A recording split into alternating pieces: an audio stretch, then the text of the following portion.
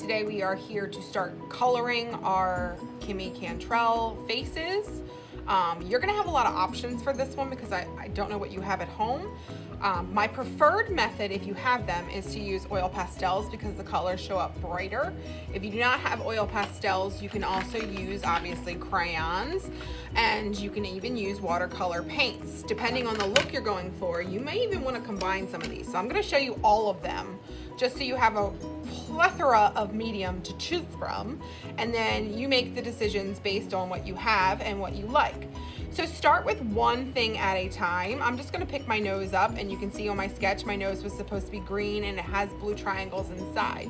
So I'm gonna pick my green pastel, and I can use a combination of the pastel and the paint if I want to.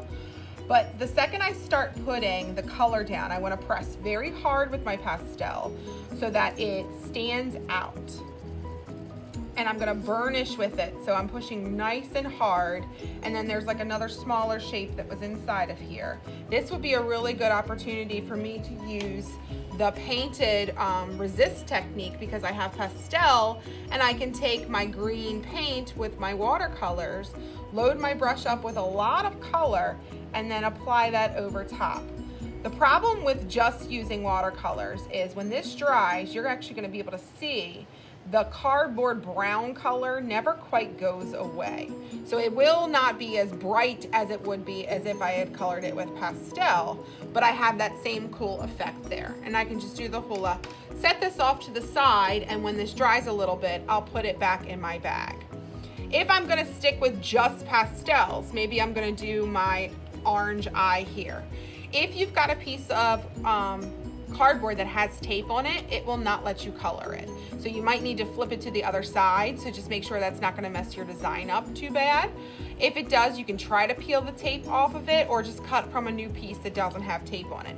I'm just gonna use straight pastels for this one. And what I'm gonna start with is an orange color like I have for my eye sketch right here.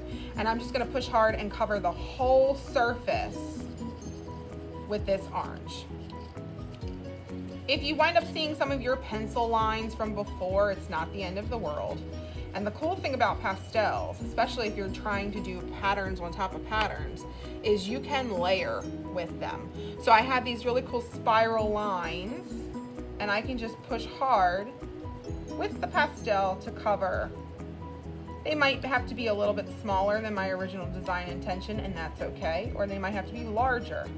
So you can see it looks very similar to my sketch, and I'm just gonna set that off to the side.